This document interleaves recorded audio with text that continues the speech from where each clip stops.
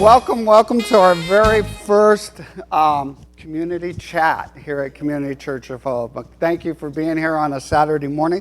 The weather is cooperating, it's breaking, so it's absolutely gorgeous. So I want to introduce our panel. First of all, right here we have Elgie Gonzalez, part of the Trans Experience podcast, also has a trans group on the last Sunday of the month at 3 o'clock, right? Yep. At 3 o'clock. And then we have Cramer, who is Mr. Pride. Thank you. And then we have Bobby Hampton, Mr. IGRA. And I kind of like this next title that goes with Regina. You already probably see it up there. But we have Regina Wells, the legendary monarch of Phoenix. And down here we have Elijah and Tasha are going to be special guests today as well. So the nice thing is that we're going to start off having conversation in this podcast. And one of the things that's great is you're the ones that are going to be asking the questions, okay? So I'm going to kind of just start it off just real quick, and I want to kind of go into the future. Let's do this. 1969 was Stonewall. At that point, a person that was not dressed by their birthright could be arrested. What is, in one sentence, what do you want to see in 2069, that transition of change? What is in your heart? Acceptance. Acceptance. Awesome. And why? I think that it's not about, you don't have to agree with me, you know what I mean? But you do have to respect what I decide to do with myself. It shouldn't be nobody else's decision to come and impose on me whatever their beliefs are. But I also believe that it works the other way around as well. It is not my job to impose my beliefs, and if someone doesn't agree with me, it's totally fine. Right. But having that acceptance and that mutual respect is what I hope for the future. It's one of the driving forces in your Amen heart. to that. Chase. I'd like to see less barriers to transgender healthcare. To the healthcare. Mm-hmm. Yeah, I'd like to talk a little bit about that and how people get to a certain point where a lot of people fall through the cracks. So we'll get more that because it's very important in order for the transitioning. Bobby. I think inclusivity, where we are truly equals, not defined by gender. There you go. Very cool. And Miss Regina. I've always had a vision of a trans community. We're a community, but we're not really a community. You have a Spanish community. You have an Asian community. You have an African American community. You know, if we had our own community, like this Melrose area is considered a gay community. If we had our own community in town where we lived, we worked, worked and provided housing and jobs and all of that stuff, resources for ourselves, that laws and acceptance, I think, would be a lot better, and society would be less threatened by us. Absolutely. So to get to this road, to get to this point, it's not been difficult. It has been very, very hard, and it's been quite a journey. Chase, what is it that kind of motivated you? Because coming to this place in your heart and what you were seeing wasn't how you were feeling the emotional piece. So where is that part that really kind of drives you today? You mean the part that drives me to be like openly trans, or can you Yeah. provide a little more clarification? More openly being trans and really just trying to make change. As Mr. Phoenix Pride, it's one of the things I believe is one of your goals is to make change. Yes, absolutely. That really comes from when I was younger. I was the first openly trans student to go through my high school. You know, I was very isolated. I eventually got connected with a center a lot like 1 in 10 called the Q Center in Syracuse, New York, very upstate. And I started going to the trans support group, and what I found was that I had a lot more privilege than a lot of the other students that went there, and a lot of them didn't make it. A lot of them ended up homeless. A lot of them had to turn to sex work and the streets and the selling of, you know, various substances in order just to survive. And I don't know where a lot of them are today. And seeing the disparities between what I went through and what other trans people go through, my mind always goes back to the kid that I was, the adults that I needed, and the role models that I needed in my life, and how if we had more of that and more openness, maybe some of the peers that I had when I was younger would still be here. Bobby coming from Oklahoma. From Oklahoma down to Texas for a while, right? Yep, yep. That journey, the difficulties of it. And a lot of that is what drives me today, to be visible and to want to be a role model for other transgenders, that not just the youth, but those who have fought with this internally, and sometimes, you know, in their external lives as well, with their families and products of the environments where they were raised, and not having the support or the ability to live their true identity, to live their truth. That to me has been a driving factor in why, even when times were challenging, I've pushed myself to stay visible and to try to be a role model for those individuals, but to openly say it's not always easy. It's not always going to be rainbows and butterflies. There are dark times, but when those dark times face us, we do have resources available to us. Unfortunately, not a community that we envision, that we wish we had, but there are resources available, and there is support there, and there is a way out. There is a solution, and there is change possible. So Regina, kind of, and you know, drag, impersonation, all of that, that was kind of a way for you to kind of find a place that was home for you to perform. And I always used to love how you said Saturday night, I'm out here on stage, but Sunday morning, I'm a church lady. You used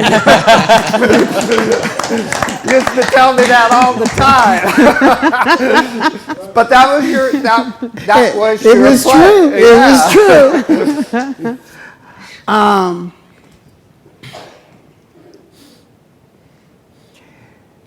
You know, there's a lot of talented folk in the community.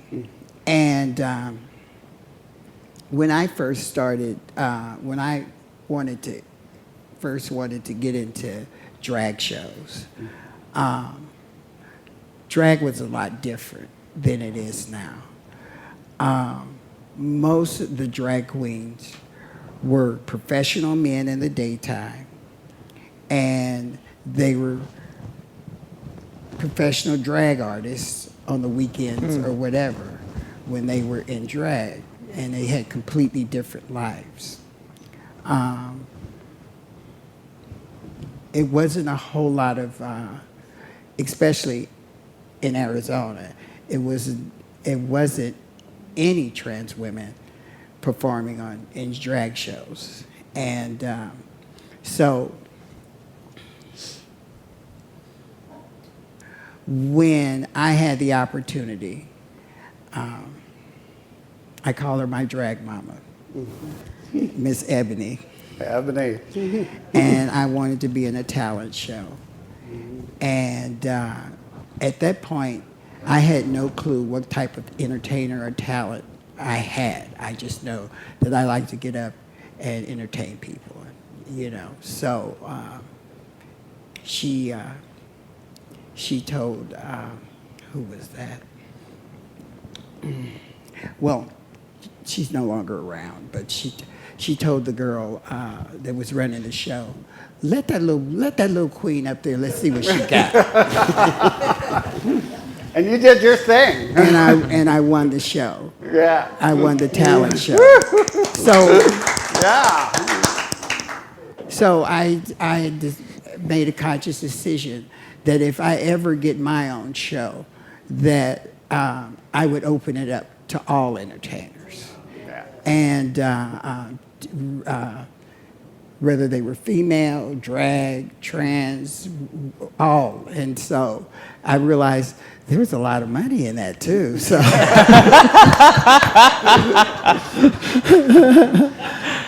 I remember you doing for Community Church of Hope, a Yeah, fundraiser. yeah. And you said, Andy, stand back here, you collect all the money. And there was stuff going all directions. It was crazy. And people were running in and off the stage. It was something else. But there was a lot of money, yes, absolutely. And Elgie, you, I want to kind of just revisit. You were here a couple of weeks ago, did an interview. But I loved, I just think we need to revisit again because of you came up, your mom and dad, construction. So Office worker. office workers, things of that sort. But one of the things that was interesting is kind of along the lines of the two-spirited and the masculinity and the feminism. How you never really ever wanted to lose the masculine part as you transition. So to clarify, that is, I do consider myself to be a trans woman, but for me that does not mean that I have to reject who I used to be. I embrace that side of me, because like I said last week, without that side, there's no me. So for me, it's about not forgetting who I was, so that I can become who that person fought for me to become. You know what I mean? So for me, it's acknowledging that as a holistic, as a person of the trans community, one of the things that society is going to use to annihilate me, to seclude me, is going to be my past. Because I will always have that trans in front of the woman part. You know what I mean? And society will not let me forget that. So the minute that I do forget that, I give way for them to be able to hinder the person that I'm becoming. Because I'm allowing them to have control over my emotions and my reactions based on a simple word, on a simple past that I had to go through. Right. You know what I mean? I'm grateful for the past that I had. It wasn't easy. It wasn't rainbows and butterflies, you know, but it was worth it because today I am the strong trans girl that I am because of that.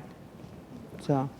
Very cool. Well, it's just a wonderful perspective of way of looking at things. And so I'm going to open it up to the floor. And so hopefully this mic is on, Adam. So any questions, just raise your hand. Here we go. I think so.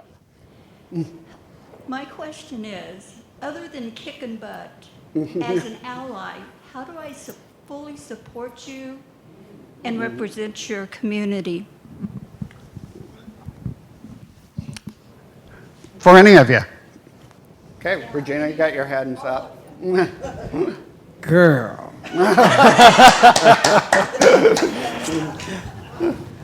You are the queen of eyelids. I've known you for almost 20 years. Yeah. And you were the first person that I met that was part of P-Flag. And I went to, I spoke at one of the fundraisers you are having. You are awesome.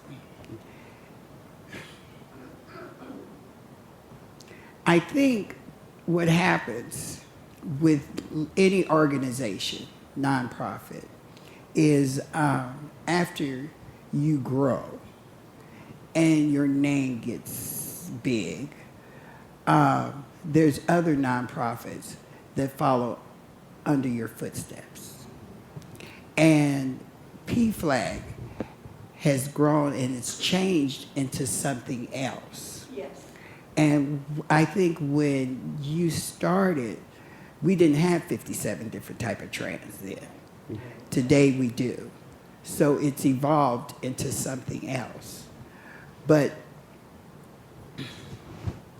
I was speaking with you earlier, and I still get people that call me occasionally asking questions about their children and is there any help out there for the parent, because it's not easy for the parent. And so I always think about you. I really didn't think you were still involved. Yeah, but Not as much as I used to. yeah, Some things that come up that I disagree with. yeah. So, but still, there's a lot of stuff I don't disagree with, you know. But it still don't stop me from doing what I was called to do, you know. And that's your calling, you know. So. I think that having my friend Madison here reminded me of a conversation that we had, and she made a great point. Because me and the other members of the podcast, we always try to publish like anything that supports our community.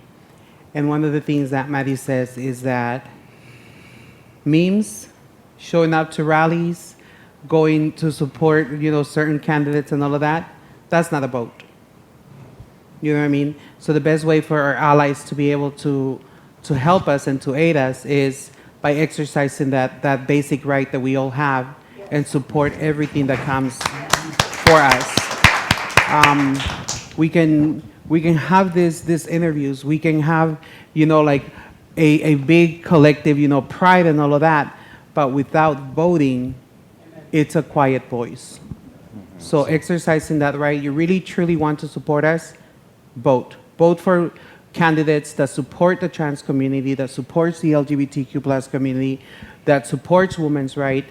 Vote for the candidate that is actually going to make our lives a bit easier rather than to hinder them.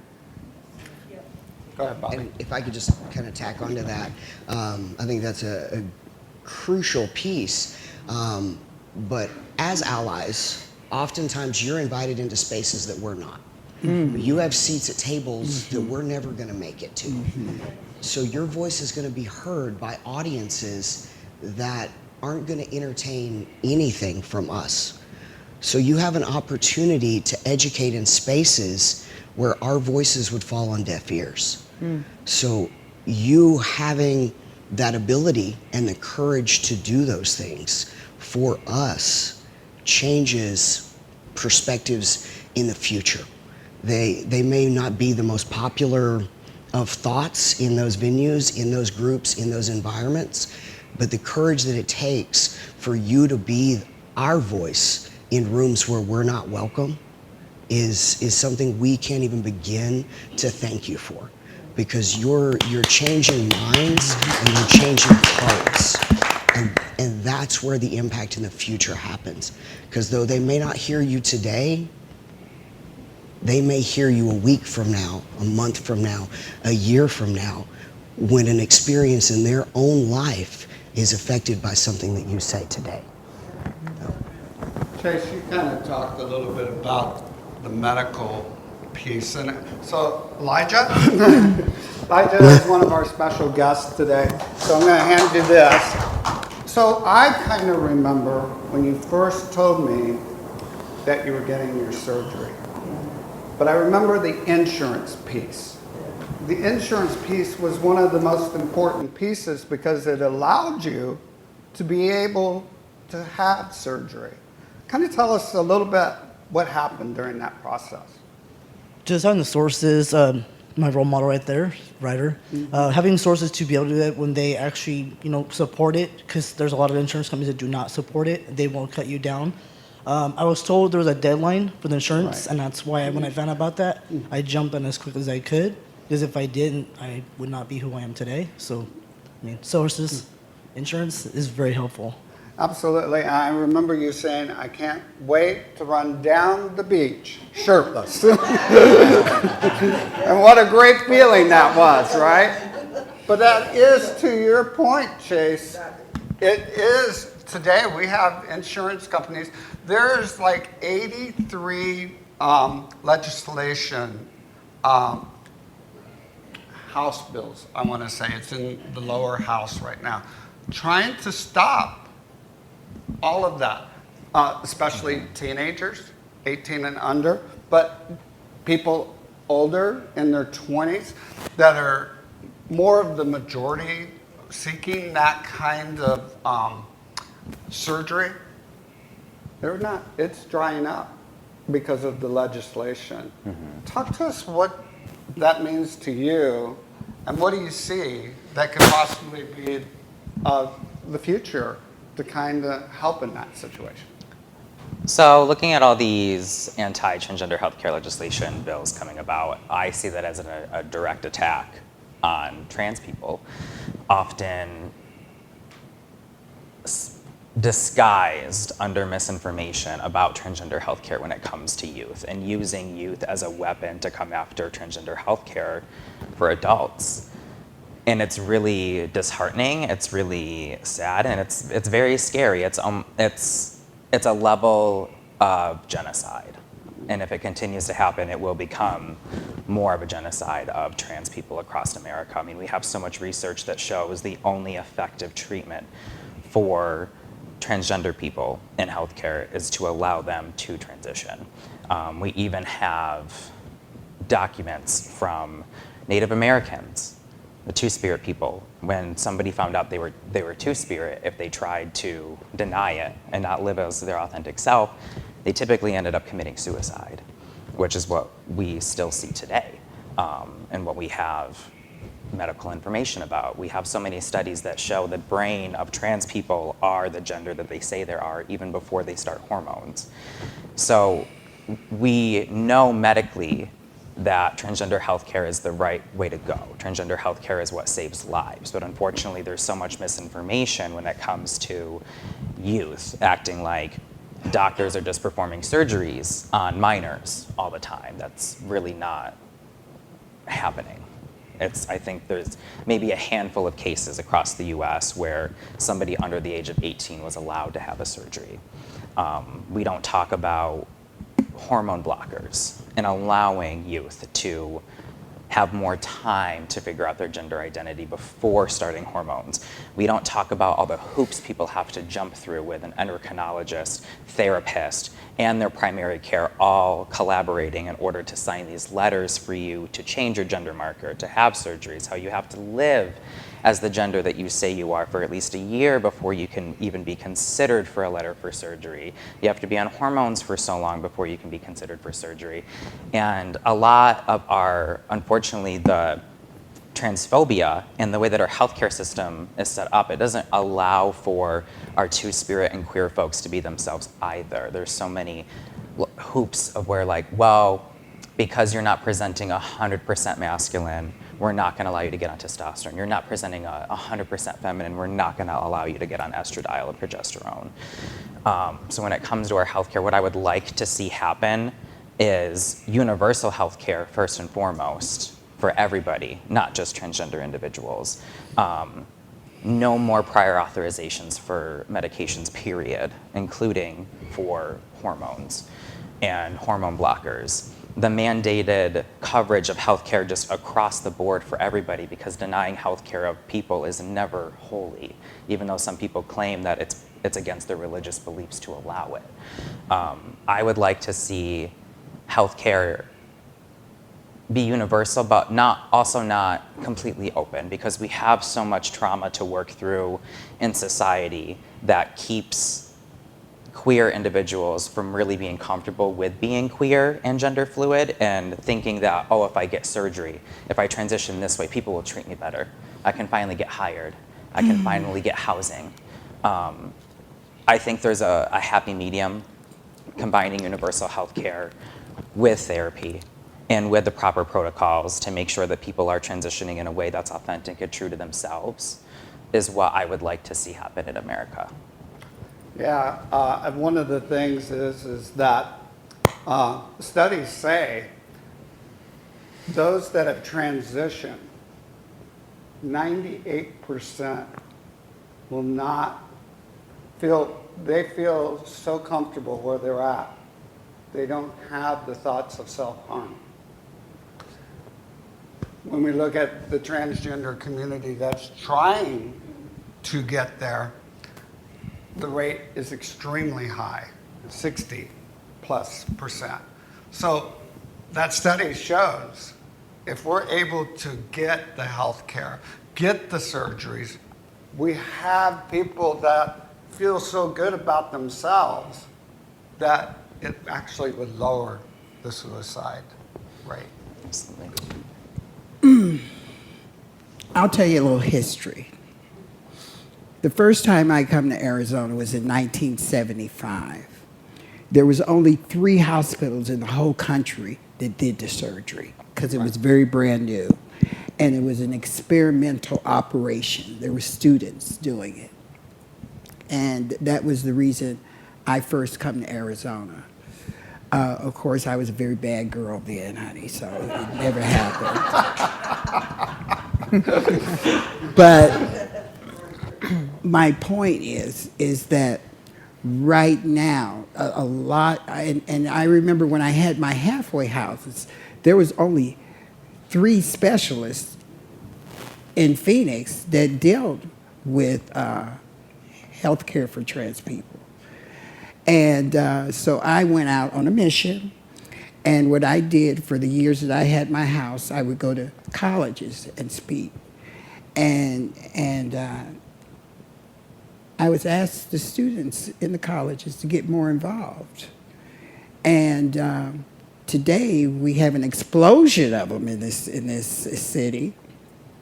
But right now, we're in that experimental phase with the insurance and the surgery because they have not perfected any of the surgeries.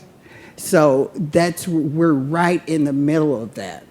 And I think what causes a lot of conflict is with, we were doing just fine until we want to start, they start deflecting with the children. And, but it is a fact. I can only speak for me and my experience. I transitioned at 14 years old. Most of those girls that were around when I transitioned are no longer here for whatever circumstances.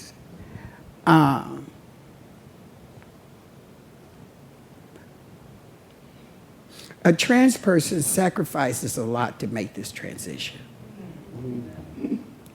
They bury their old person and raise a new person. And a lot of times that's how parents see that.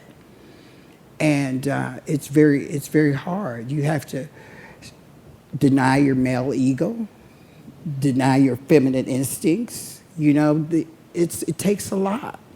So it's not an easy battle. Realistically speaking, it is not an easy battle, and it's not for everybody. And everybody's born with male and female hormones. And one of the beautiful things about our country and our society today, that if you are having such feelings, you are able to experiment openly and freely to find out who you truly are. When the era I come from, that was not possible, you know. And if you crossed over, you were stuck, you know. So that's where with the health care and all that, we're almost there. And in my eyes, I know the youngsters are kind of scared. But in my eyes, and there's a woman here, she's come from my era. In my eyes, we're almost there. They can't stop us at this point. They can't stop us at this point. Who's got a question? My name is Madison. I actually do the podcast with Miss Elgie, so I'm super proud of her for being here today. One more reason why we should show up to support each other, right, babe? Amen. My question, though, for everybody is, how can the LGBT community continue to strengthen the gap that we have between the G, the L, and the T? Ooh. Good question. Thanks, Lisa. Who wants to take? Who wants that? Everything is quiet. Very quiet all of a sudden. So, I want to bridge the gap between the gays, the lesbians, and the trans community. There's a separation right now. Huge. It's getting better. Huge. Yeah. Than it was 5 years ago even, but it's still a lot of room to grow. So my question to all of you there is, how do we bridge that? From what I've seen, I think what would make a big improvement is if organizations, especially that promote LGBTQ healthcare, don't just say that they do transgender healthcare. They actually have trainings for their providers, because what we're seeing at your health and wellness is referrals come in, people wanting to switch from their providers because their hormones, they typically prescribe estradiol and progesterone too low for trans women and testosterone too high for trans men. And both can be devastating on the psyche and also physically. I mean, we had a case in Arizona where a provider was prescribing testosterone so high that the trans man had a stroke.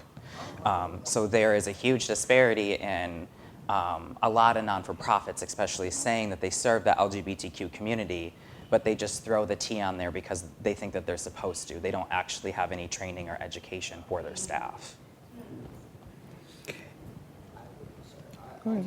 As well, I think that it's not just within our healthcare, or kind of extends out into other parameters as well. So, like when we go anywhere where pronouns are taken into effect, especially early in someone's transition, the outside world may not see them as they see themselves, and so taking away the stigma of using pronouns or talking about pronouns, making it less awkward to introduce yourself with the use of pronouns, so that the transgender community can feel more comfortable doing the same, so that it's not such a shock to hear that pronoun piece utilized, so that it opens up the ability to have a conversation, and for you to freely be able to express your pronouns and not be shocked by it. All right, cool. Question? Wait, I think LG had something. Oh, sorry. I'll just- So what I was going to say is the way that we can breach that gap is, first of all, let's not forget Stonewall, where trans women were standing out for the gays. Let's not forget the 80s, where the lesbians were taking care of the gays and the trans women were doing it too. We tend to forget that we got to the point that where we got today is by being united, by staying together. Right now, we're all wanting like our own space and like, well, you gotta treat me this way and you gotta treat the T this way and you gotta treat the L this way. And I think that we're forgetting that the only way that we stood strong is because we were unified. We forget where we come from. The reason that I'm able to dress the way that I dress today, that I have the benefits that I have today, is because of women like Miss Regina that fought the fight. Now, does that mean I sit on my laurels? No. I still continue the fight, just as Chase is mentioning it right now. Sometimes we tend to forget that we're raging a war not against each other, but against a society that keeps on casting us away, and we allow them to come into our community and divide us. And then I'm starting to say, well, the L shouldn't be on the T and the T should be, like, it doesn't work like that. The only way that we have the things that we have today is because we were unified, and we're forgetting that. We're forgetting that the community is the whole alphabet that we've created for ourselves. It's not just one letter. That's what I wanted to say. You know, I wanted to kind of piggyback on that.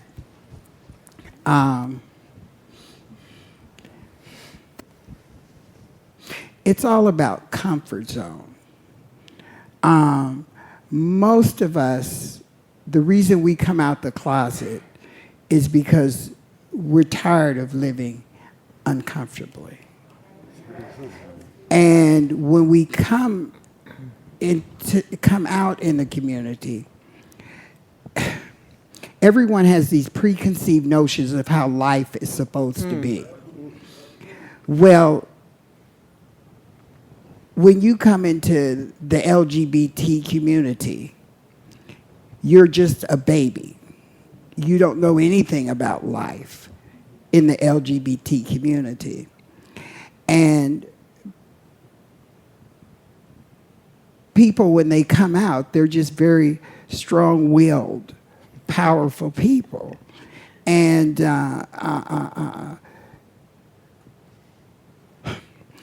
you know, when I got sober, because I had a problem with everybody when I was getting high. Amen to that. I had a problem with everybody and everything, and I was a victim. They was always picking on me. Come on, sis. You know, I didn't do anything wrong. I don't know why they was bothering me.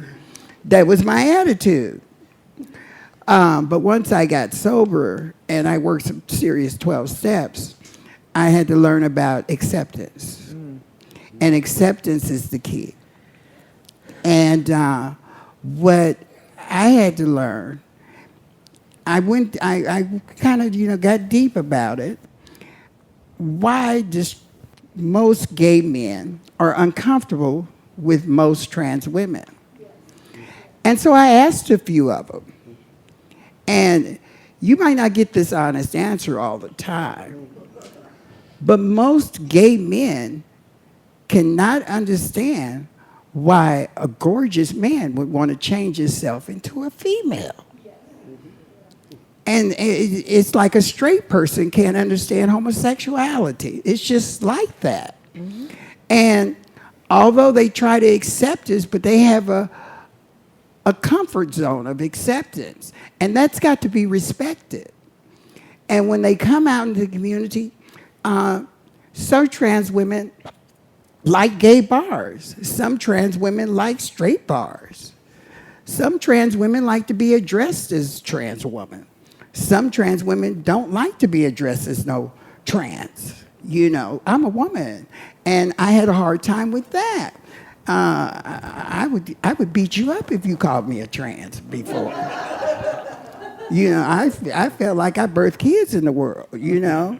So there's just these comfort zones. And the lesbian, you know, when they have a certain comfort zone.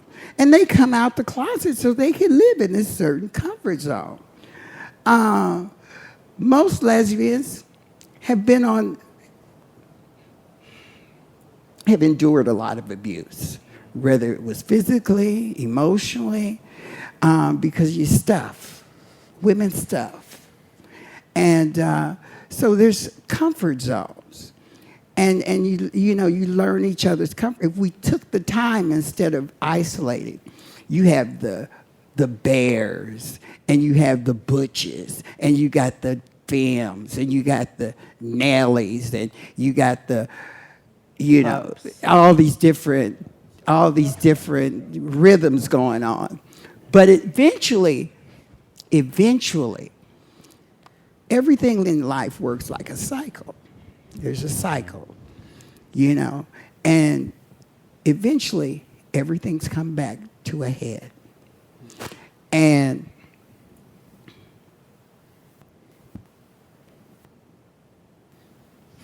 I mean, think back. When this church was on Central Avenue and Patrick had a vision of this building,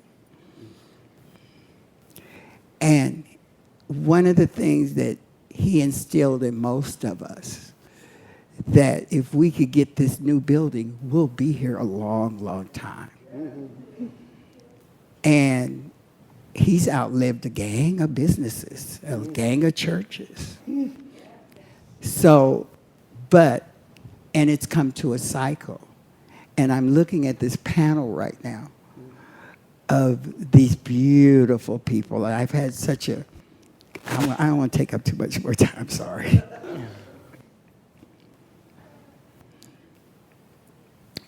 Each one of these individuals has been a journey for me. Each one of these individuals has helped me grow, continue to motivate me, inspire me as well as much as I inspire them. And waking up every day out of the bed, meeting, helping, and being there for people like these children here means everything in the world to me. Thank you, Regina. Patrick. It would help us if you shared about your birth family and their reaction to this whole thing. Maybe they had nothing to do with it whatsoever. Maybe the reaction was negative. Maybe it was positive. It would help us to know what you have dealt with or what you're dealing with in regard to them. Because as we become better allies, we're going to find other people coming up along the path behind you all, and we're going to need to deal with their birth families and to understand where some of them are coming from and try to help them in some fashion. So if you could just summarize a little bit and let us know that went well, it didn't went well, it didn't go well, whatever you can do to help with that. Well, for myself, I think that one thing that went quite wrong was my expectations. Because I wanted to force my family to accept that I was, in a way, killing their son, their brother, and bringing them a new sibling, a new daughter. Well, the old is dead, the new is here, so now embrace this. And I never gave them the time to actually process it. Till today, my mom does not agree with my lifestyle, but I also don't play the victim no more. You know, I don't victimize myself. And the one thing is that my mom might not agree with my lifestyle, but today I understand that that does not mean that she doesn't love me.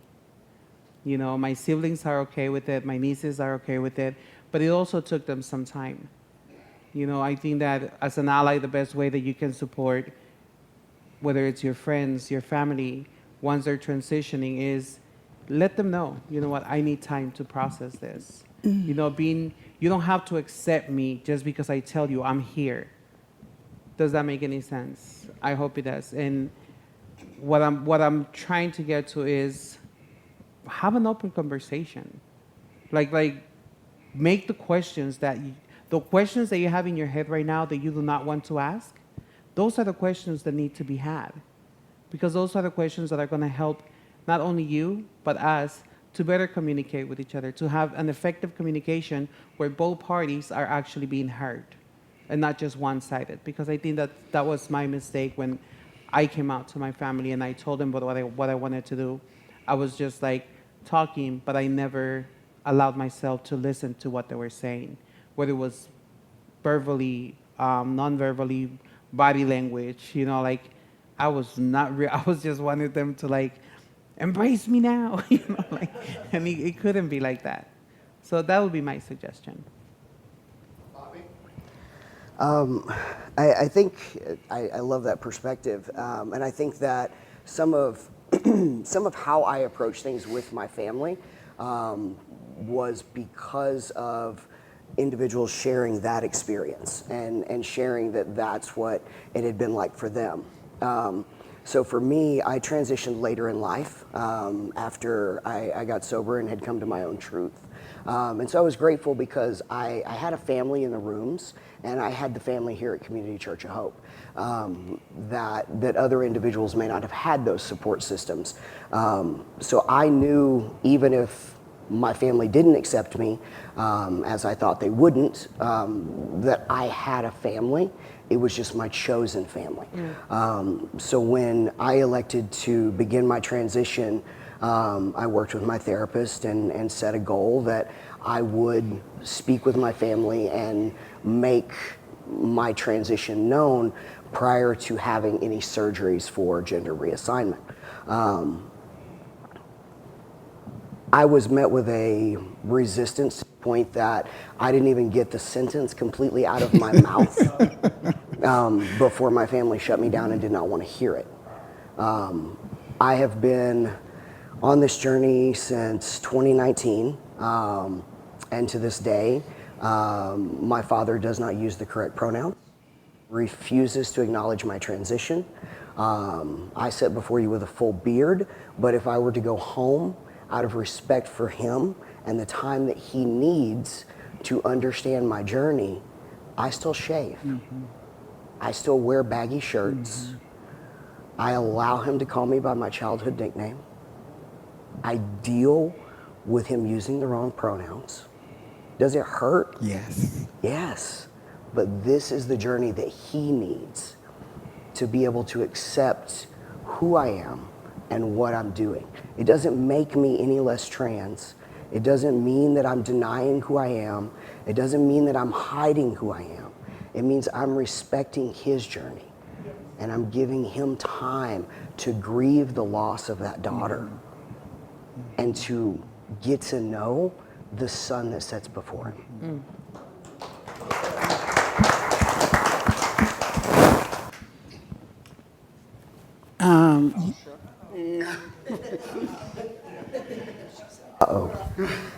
Tasha, what do you think? I mean, we go back 20 some odd years, Yeah. and you know, here you see this panel, and we're coming at a certain, I would say, a direction. What does it feel in your heart just to even have this opportunity to be amongst all of you, to have these conversations and see the support behind you? This is beautiful. Yeah. It really is. And we need to keep it going, not only just in the gay community, but in the public as well. Like if you see one of us, treat us the same way if you treat us like in the gay community. And that's how you help us, you know, and you show the world that it's okay. And yeah, this is beautiful. I've been around trans all my life. Yeah. Basically. Yeah, and we've always had these kind of conversations and stuff. And yeah, I think we are moving forward and getting there to where we really want to be, you know, more comfortable with ourselves and in the community and in the public eye.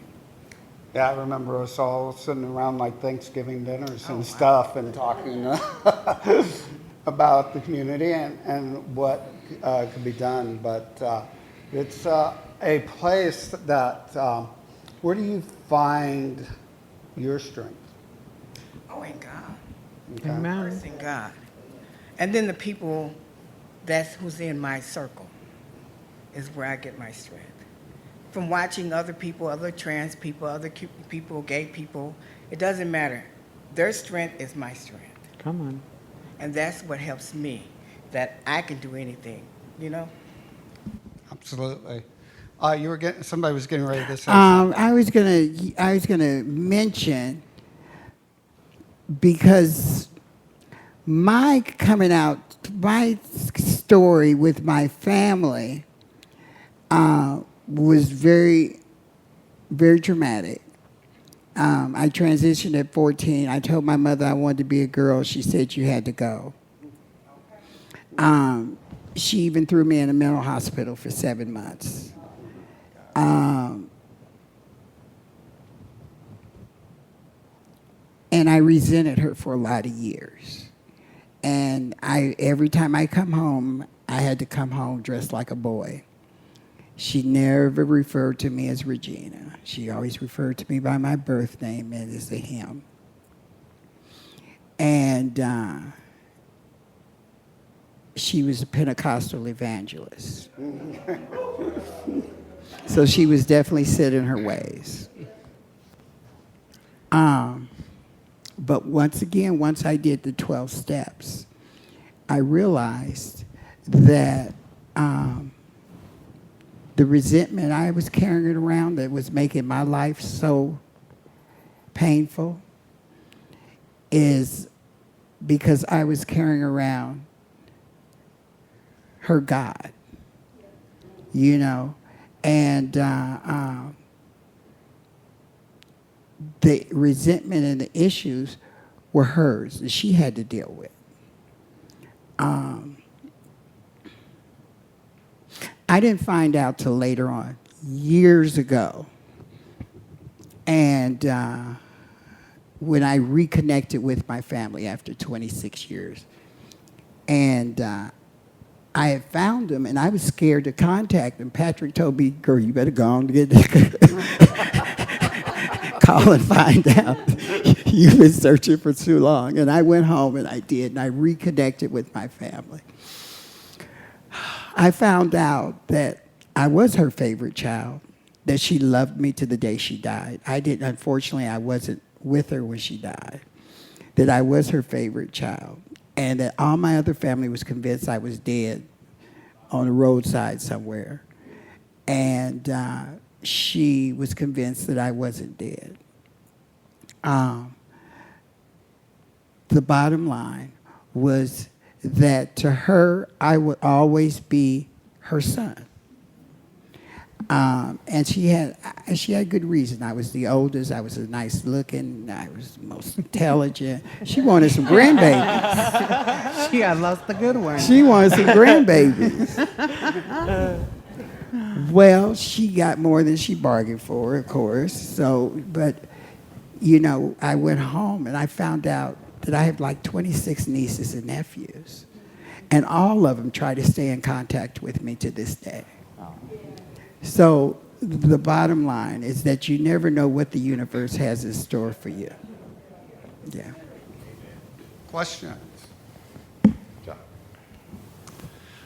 I'm a educator. I teach high school kids. Oh, hey! Kind of speaking on Regina's concepts of comfort zones, right? Nobody's in their comfort zone at 15, 16, 17. Yeah. But in either your own experiences or your experiences working with young people, what are some insights or some personal connections or stories that could help people in general, but maybe specifically me in this role, connect with and understand what kids are going through? Chase, why don't you go first on that one? Yeah, Chase. Sure. So I used to work at, ended up working at the Q Center, where I used to be a youth up in upstate New York, and I ran the trans youth group. And what I found a lot was happening with the youth was their anxiety was so bad. Their fight, flight, freeze response was always triggered. They're always on edge. And it's like no matter what you say to them, no matter how nice, their brain is almost wired at the point to take everything as an attack, everything to be on guard. And mixing that with being 15 and 16, and they might be going through a puberty that's very triggering because they're not allowed to transition. They don't have access to hormone blockers. They are not mentally well at that point. And what they really need are resources and a safe, supportive environment, and most of them are lacking that. For me, if it wasn't for being connected with the Q Center and having that kind of support group, when I was 17, I wouldn't be here. I mean, I was alone, I was isolated, I was the only open trans student to go through my high school. There was nobody to relate to. So as a teacher, unfortunately, right now in America, the political climate is so rough, it kind of ties your hands in what you are able to do. A lot of teachers can't have confidential conversations with their students anymore. So I think the best thing you can do at this point is to understand that some of the behaviors that might come from these youth that are struggling are from a lack of support and possibly some abuse that's happening at home in terms of their gender identity and bullying from peers. The best thing to do is try to connect them to resources that are able to help them, because unfortunately teachers in America right now can't really do a lot. And to just let them know that you are a safe place, even if they can't openly talk about what's happening with you. I mean, something as simple as a sticker on your window, if that's even allowed, makes a big difference. Something as simple as, you know, the first day of school, asking people if they have nicknames that they'd rather go by rather than what's on the roster. Little things like that. It's unfortunate that I can't really give more than that just because of what's happening legally in the country. But I think just understanding that when students are going through that punishment in the typical way that schools expect students to be punished when they act out, it doesn't help.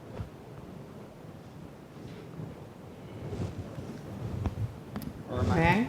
Oh, go ahead, Elgie. So I have two trans nephews, and I have a bisexual little brother and a gay nephew. And because I am the way that I am, with the first one, I was pushy. You know, I was like, yes, you are, yes, you are. Like, let me embrace you, you know, and he was like, back off. So what I learned is that meeting them where they're at, without, you know, implying like, well, you know, so and so is too, you know, like just allowing them to flow and to like just be themselves around you. Sometimes that's enough. Sometimes just saying like, well, you are who you are, and that's okay with me. Sometimes that's enough. And I know that resources are important, and having, you know, that mental health services and having the hormones and all of that thing adds up to our confidence. But sometimes all it takes is you to say, I'm here. I will know exactly what you're going through, and not pretending to understand what they're going through. And if you don't have a clue of what it is, like, I don't know, but I'm willing to learn for you. You know what I mean? As teachers, as Chase said, educators have their hands tied on the things that they can do. But as Madison always says in our podcast, the trans experience is a human experience. One of the beautiful things, my little brother, I think he was 6. And we're picking up leaves, you know, like, and he's picking one by one. And I'm like so upset about this. So I turn and I'm like, quit working like a little girl. And he got heated. He turns around and he's like, I am not a little girl. And I'm like, I didn't say you were a little girl. I said quit working like one. So if you work like one, I'm going to treat you like one. If you work like a boy, I'm going to treat you like a boy. Yeah, that came out of me. And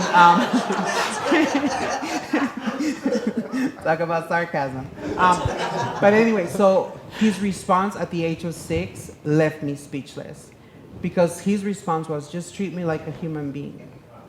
And sometimes we forget that that's all we are. You know, without the titles, without the pronouns, without, you know, the gender. We're all human beings trying to live this life and experience this life to the best of our capacities. And for myself, I know that today I feel really comfortable in my skin because I have those safe people to go to. I have friends. I have people that actually support what I am. And I no longer seek my mother's validation, because I understand today that it was not her validation that I wanted. What I wanted it was her love.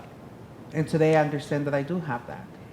So knowing that somebody loves you, I think that makes a difference on a child's life. Is that? Any questions? Debbie, coming around. Come on, Miss Patty. Come on down. I hope that I'm not going somewhere where I shouldn't, and if I am, just tell me I am, okay? The only experience that I have with transitioning individuals is watching The Danish Girl. So to me, I'm very curious about that process, how long it takes, and obviously, there's more than one surgery. So if that's a subject we shouldn't go to, I'm okay. I'm curious. If I may first start by saying, like, those are exactly the questions that we want. You know, I've said before, like, if I treat you like a Jehovah's Witness and I just open the door and leave you at the front porch, how the heck you're gonna know what I'm cooking? You know what I mean? So in order for us to better understand each other, I have to open that door and allow you to explore the interior of my house, to go to the backyard, to go to the room, So those are the questions that we truly need to be asked. The ones that you guys don't want to ask. We encourage, at least for myself, I encourage you guys to do so. The process for me is taking, I would say, about 2 years. You know, from the time I started to the time I got my top surgery. I was scheduled for my bottom surgery, but a lot of times, like as with Ms. Regina and Mr. Bobby, I actually had substance abuse issues. So because I didn't treat the mental health nor the addiction, I opted for holding on to the rest of my surgeries because I knew it was going to be hindering for not only my mental health, but for my recovery. But I would say like usually about 2-3 years, you know, to full transition, if you have all your ducks in a row, something like that. I think everybody's transition looks different because everybody identifies differently. Some people want bottom surgeries and some people don't. There is also the process of having to socially transition and then medically transition. For some people, they get on hormones and then they're done. Some people want hormones and top surgery. Some people want hormones, top surgery, facial feminization, a BBL, all the jazz. It's really different for everybody and how they identify and when they start to feel comfortable with themselves. And that can take, you know, anywhere from, I would say, at least a year plus. Well, and I think that, you know, you mentioned earlier, a lot of times with insurance companies, because it's quite costly to do the medical aspect of your transition.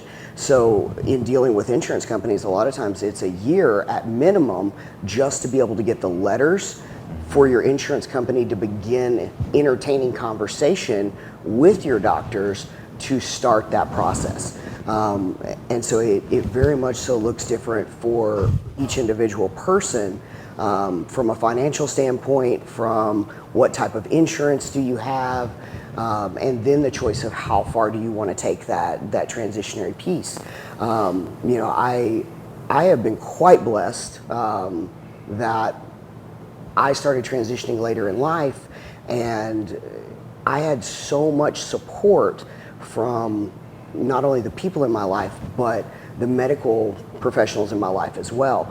I announced openly in June of 2019 that I wanted to transition. Just so happens there was an individual in the rooms of Alcoholics Anonymous that was a physician, and where there were waiting lists to be able to get in to see a doctor to even have a conversation about hormone therapy, this individual said, "Come to my office." And by October of that year, I was already on hormones, like 3 months later. And that's almost unheard of. And at that conversation, when I took the first shot of testosterone, we started talking about top surgery because I wanted top surgery. And they set me up with a surgeon, and I had a consult in November. And in December, they put my paperwork in for my top surgery, and I was approved, and I had top surgery in January. 7 months after I announced that I wanted to transition. Unheard of, but a true blessing for where I was at in my life, because I was already 40 years old. You know, I had waited long enough, and medically speaking, I had the documentation to support that I had waited long enough. And so the ball just kind of rolled for me. And I'm truly grateful for it, but I recognize that that is not something that happens for a lot of people. Yeah, in 2022, the figures, depending on one type of surgery, it can be anywhere from 18,000, depending on the surgery, all the way up to 140,000 per surgery. Yeah. So where does a person go? What are your resources? So understanding that, but I wanted to finish answer her question, Patty. It's been said already. The transitioning is very personal. A person transition at their own pace. And a lot of times when you first, well, most of the time when you first transition, you have to grow up into maturity as a trans person. I started hormones at 14 years old. But I realized halfway through my therapy, about a year, that I wasn't equipped for hormones emotionally, financially. I wasn't ready for them, so I stopped them. And this has been a process all my life, on and off. But I found that I've lived a lot longer than most girls because the hormones and the plastic surgery and all that, it cuts off so many years of your life. But it's very personal for each person. Some people want to get it right away. I wanted to get the complete surgery right away, but the cards weren't there for me. And I'm kind of thankful I did.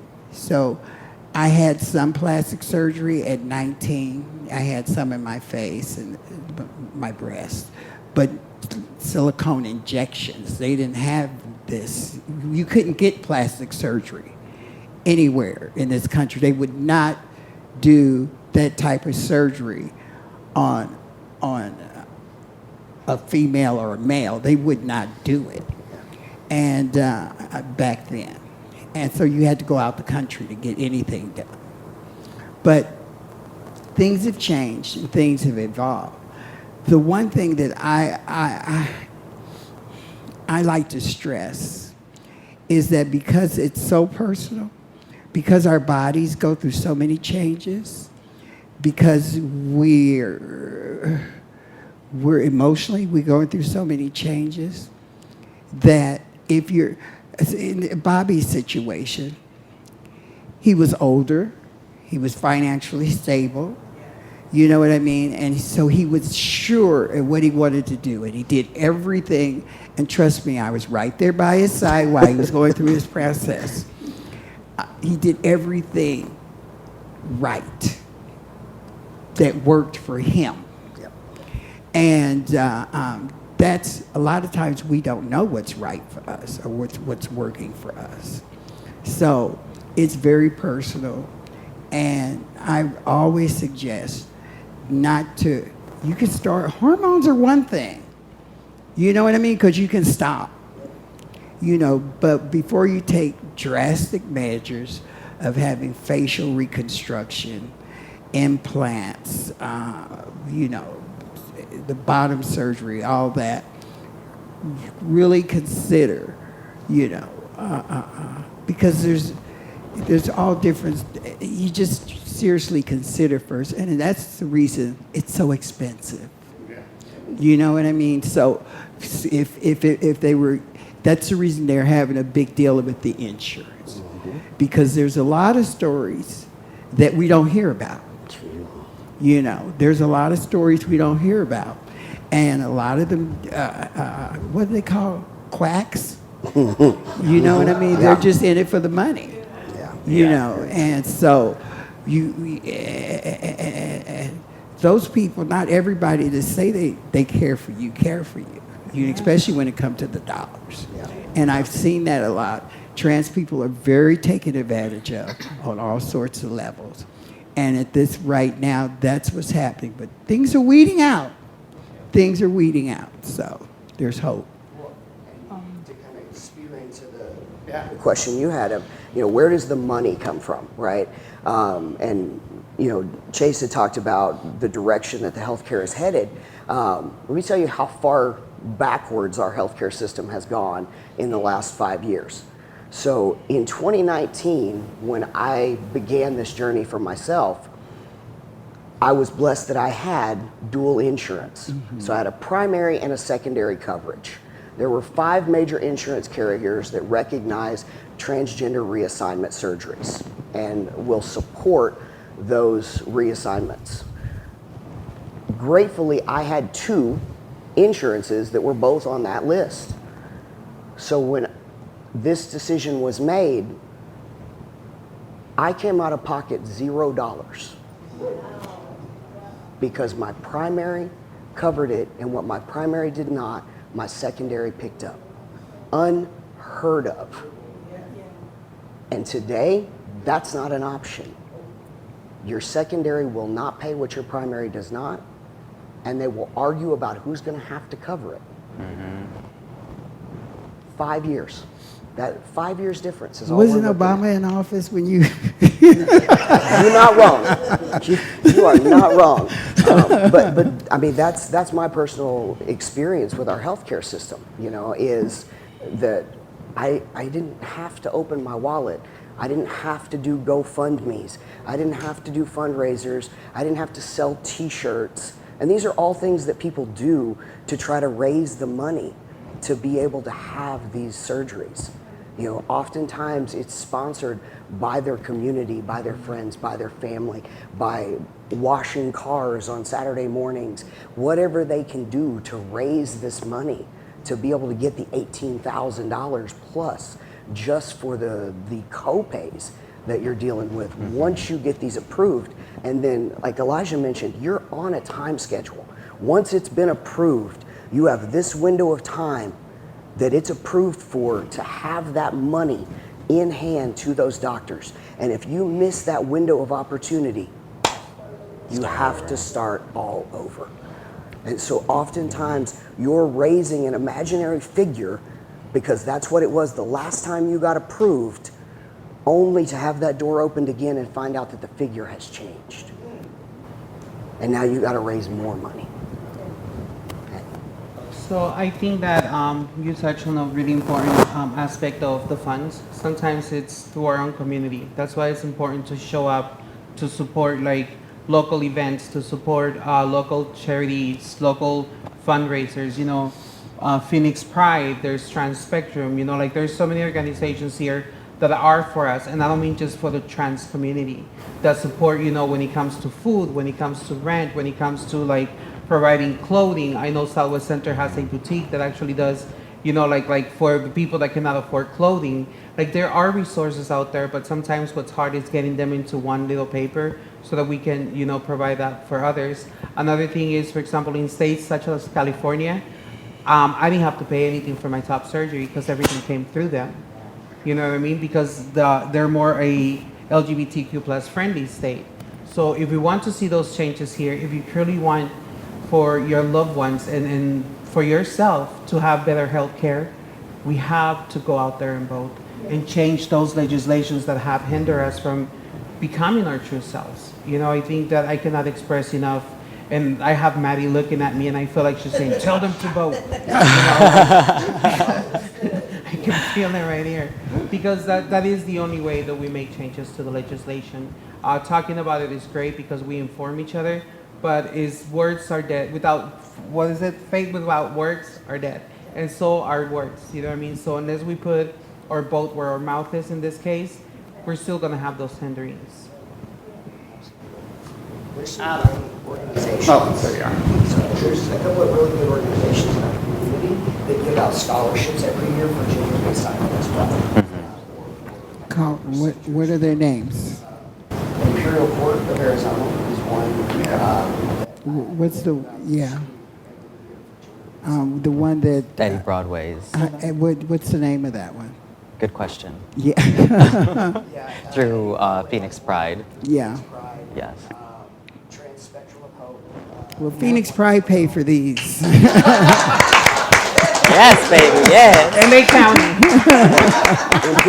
Imperial Court of Arizona is another one. They give out 2 every year, at least 2 every year. So we do have some really good nonprofit organizations that.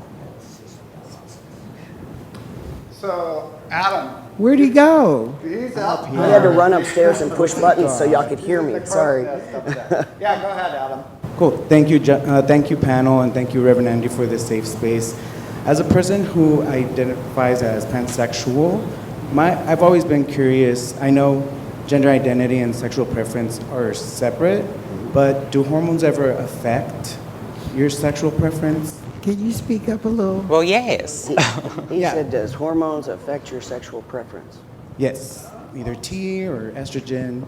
Does that Good make question. you sway? Good question. You not everybody got enough nerve to ask that question. That's a good question. Yes, absolutely, absolutely. I know sometimes it takes your sex drive up to some people. Other people, it takes it down.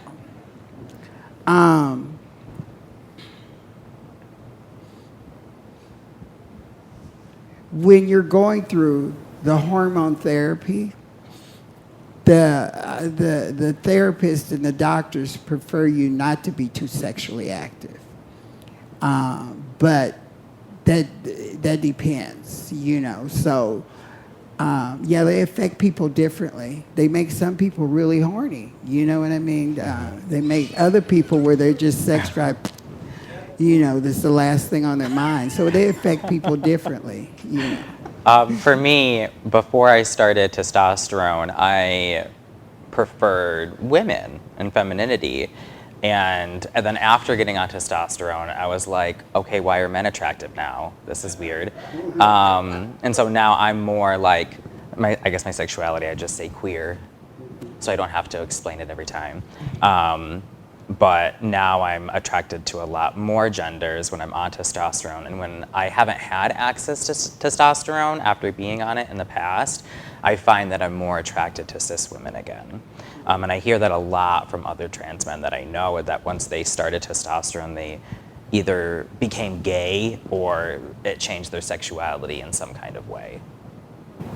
Very true. I have experienced that a lot within the conversations with other trans men, and it was kind of something that I watched for in myself, because I wasn't sure, and I didn't know how emotionally I would deal with that, because I had lived so much of my life attracted to women that I was like, I don't really know like what that would even look like. And thankfully for myself, I haven't had to really figure that out.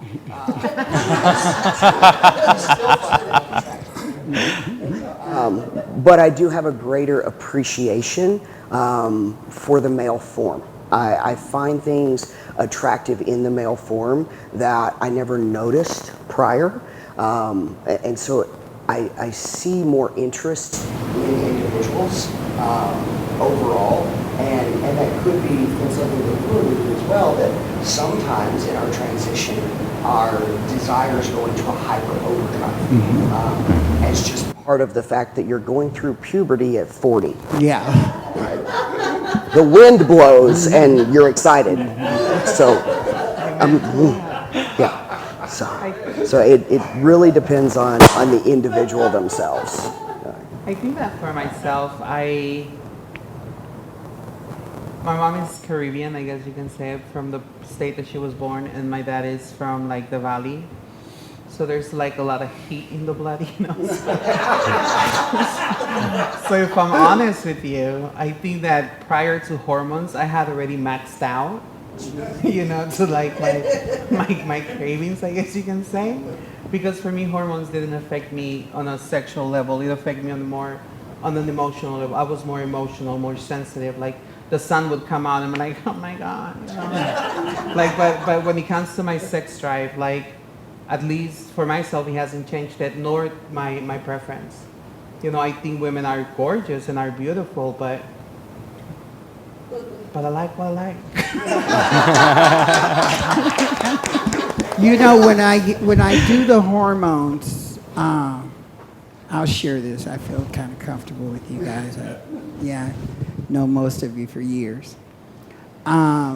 When I do the hormones, the reason I do them off and on is because they make my sex drive go down. But when my sex drive go down, my anxiety goes up. So what I do is I take hormones for 3 to 6 months, and then I don't take them anymore for maybe 6 months or a year, and then I'll repeat the process. I noticed before I actually started hormone therapy. I'm more aggressive sexually.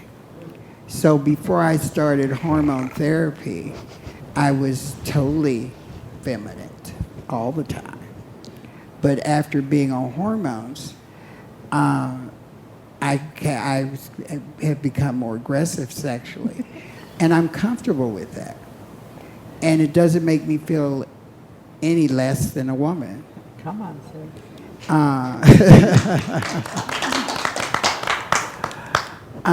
I've never been attracted. I've had sexual experiences with the opposite sex, with females. But I haven't really had any interest in other females. To me, my connection with other trans women, other trans people, and with females is pure spiritually. And I don't want to, when I have that spiritual connection with that femininity, I don't want to pervert it in any kind of way. That's how I see it. And so I value my sisters, you know, and I value my brothers. So that's just my theory. I was wondering, how did your partners handle the transition? Well, you're gonna make me cry. I don't have one.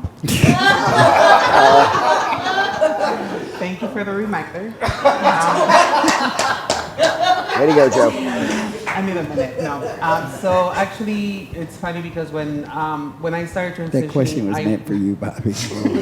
I did have a boyfriend, and he was really excited and he was really supportive because I've always lived my life, at least to the best of my understanding, as a female. You know what I mean? I've carried myself as one, and I've presented myself as one. So for me, the physical transition happened when I started my hormones. What but I time had is it? already, My watch stopped. But emotionally and mentally, I had already transitioned prior to that. So I guess that made it much easier for him because he knew exactly what my sexual preferences was, and he knew what my identity was, and he knew exactly where I was going with this. It was not like we were both a gay couple, and then like I'm like one day woke up and like I'm a female today, you know, like so. It might be shocking for if you have a partner like either or. For them, it might be a shocker for you, like if they met you as a boy and that's how they fell in love with you. Are they going to be able to follow through after the transition? You know what I mean? Like so, at least for myself, that's the experience that I had. And so to kind of piggyback off of that, you know, I was in a very committed relationship, and the insecurity in myself to be able to acknowledge where I was at and that I wanted to transition was the problem in the relationship. It was my inability to communicate what my truth was openly in my relationship led to problems in the relationship. So when I got to a space where I could openly admit to myself and I could calmly communicate it to that individual, it allowed that individual to work through their own process of accepting me for who I was. And much like that grieving process, they need the time to be able to understand what you're saying to them. But you have to have the confidence that it is your truth and that this is something that you're a decision that you have made wholeheartedly. That once you have that confidence in your decision, then you can give them the space to be able to start their journey of whatever that looks like for them. And in a lot of cases, it is a mourning process, and it's a relearning of you, of who you are, of who you want to be. And then it can be a very exciting aspect of getting to learn each other all over again and getting to know each other over again.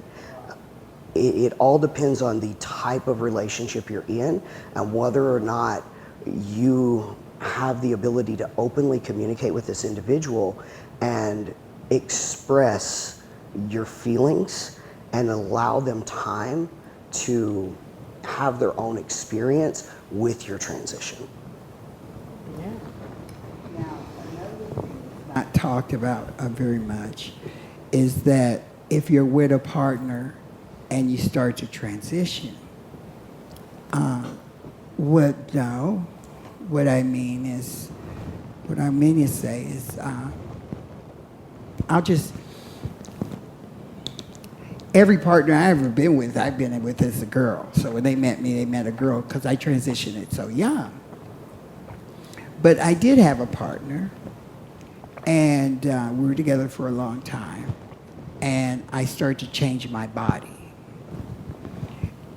Implants, work on the booty, and all of that. And his attitude changed towards me. And it wasn't, I don't even think he was conscious of it, but he touched me differently.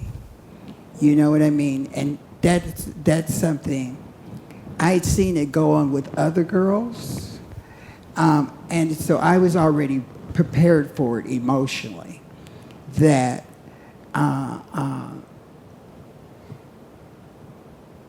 because it's different. It's a different body they're touching. And this is an intimate partner. So it takes them a while to get used to it.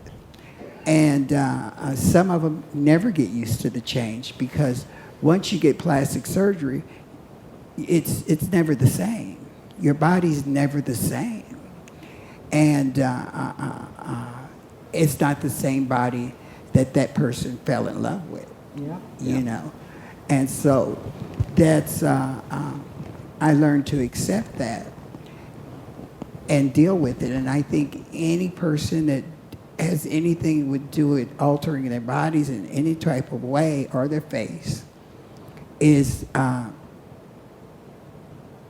you might not change, but it changes how people see you a lot of times. So. I wasn't in a relationship when I was medically transitioning, but my transition and my gender identity still affect my relationships after the fact. And what I found is that people will treat me based off of how they view me in a relationship. And that typically I get put into this hyper-masculine box where I'm expected, oh, but you're a trans man, so you should be subscribing to all these toxic masculine things and not do drag and not be effeminate, but I'm very much a two-spirit. There's no, if you know me, I'm very gay. So I'm a two-spirit trans-masculine person. And I'm just myself. I don't often think about whether something is masculine or feminine. I just do it if it speaks to me. And to be put in a hyper-masculine role, either by the cis women I've been with or even the trans women I've been with, because they were so insecure with their own femininity and their own gender identity that they expected me to act hyper-masculine. And if I didn't, they in some way felt that they weren't feminine enough if I wasn't filling this idea that they had of the role I was supposed to play. Now I'm with somebody who's also very fluid and very queer, and it seems to be, the right fit. But being trans or transition continues to affect relationships that you have throughout, I would say, throughout your entire life. The wonderful thing, we're kind of coming towards the end. But good, because I'm hungry. She said, "Who's feeding me lunch?" The stomach is growling, huh? Going to Whataburger? First of all, I want to thank Adam. He is the one that has done the test, helped me through this whole process, and so give it up one more time. And also, I want to thank you guys for being here and sharing and learning. I think one of the greatest things is that education, learning, having just real, honest conversation helps us lift us up. It inspires us. And it's just like you said, you have to vote. Yeah. But wonderful information. Thank you for opening your hearts. Thank you for sharing. And would you guys please give it up to these four right here? Sasha, Ryder, please, thank you.